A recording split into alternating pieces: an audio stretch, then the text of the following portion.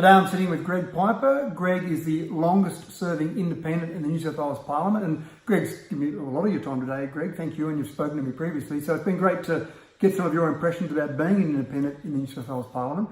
So first of all, what are some of your impressions? How have you experienced, or how's the experience been for the last 12 years as an independent? Oh, look, it's too big a question. I have to say, you've got to remember, I came in 2007.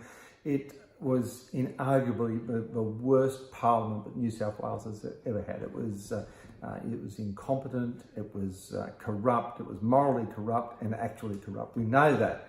To sit through from 2007 to 2011, to see this incredibly bad government, and then to go to a landslide of the O'Farrell election. So I've seen some amazing things.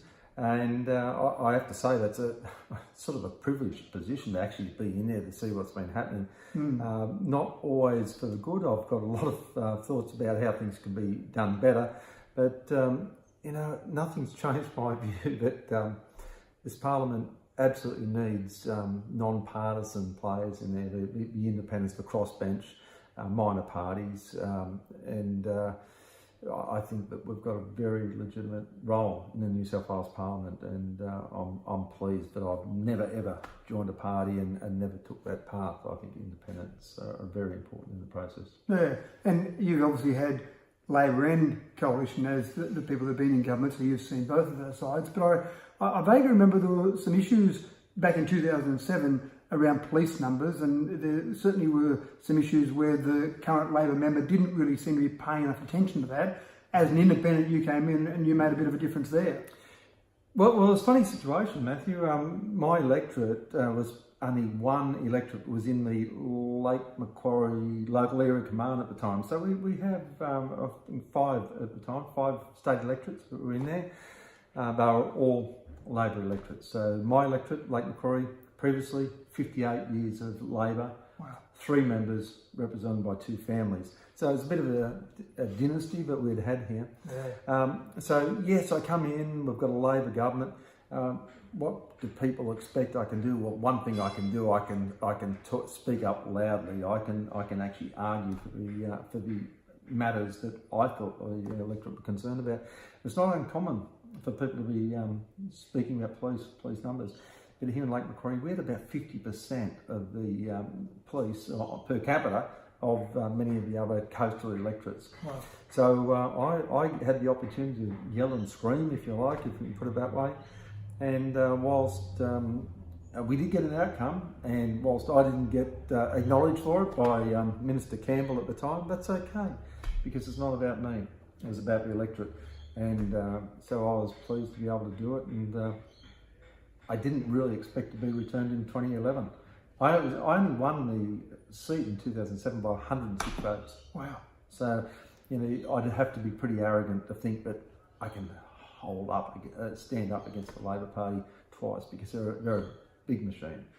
But the great part about that, Greg, is you were able to achieve something that the Labor Party, who were in government at the time and had a Labor Party member, and the community was screaming out for more police numbers, they weren't able to achieve that, and you came in as an independent, and supposedly independents, if you listen to the parties, can't achieve anything, and you were straight away able to achieve something that couldn't be achieved. Well, but they do say that. It's a self-serving argument that comes from the parties that independents can't achieve, minor parties can't achieve. Of course, safe seats also rarely achieved too, because there's a complacency that comes from the government if they hold that safe seat. So that's one of the things that people think about that situation as well. But I could actually raise and put before the light objective arguments that we needed to do something about the policing. But I do believe that independents do achieve a lot. And can I just say, when you think about all the people who have been through the New South Wales Parliament, since I can think, of, and I start back in the 80s, I can't remember all that many party names. There's a few standouts, and I'm not going to go through. But gee, there's a lot of independents.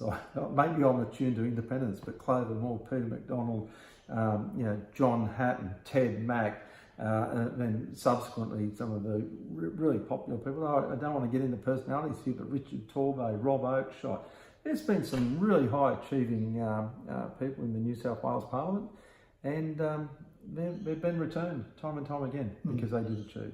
Yeah.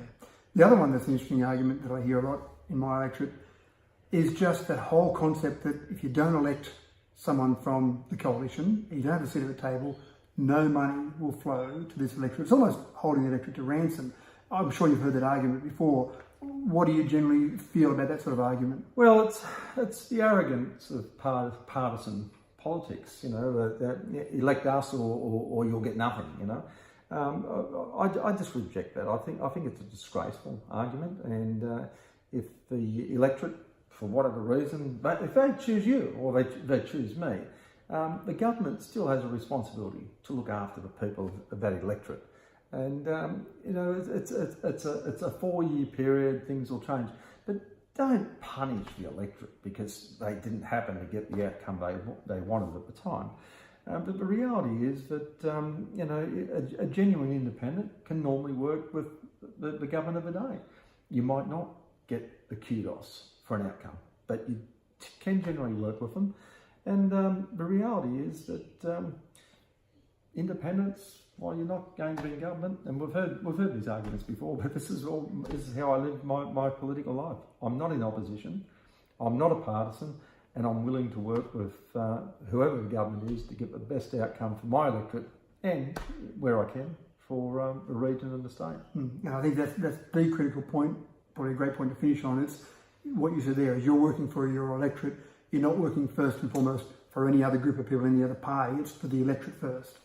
No, I'm not working for a party, that's right. And the only people I'm directly answerable to is to the electorate. They'll deal with me one way or another at an election, but I don't have to deal with the party room. I don't have. When I go in to vote on a matter in the New South Wales Parliament, I vote on the matter as I see it.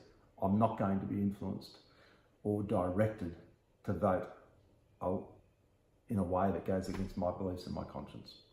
So, It's been great seeing you today, and I spent some time on the phone with you, and I'm sure you will be re-elected, and hopefully I'm elected, and I really look forward to working with you in the New South Wales government if I'm successful. Well, it'll be up to the electorate as to our fortunes, our political fortunes. Thanks, Rick. Appreciate your time. Thank you.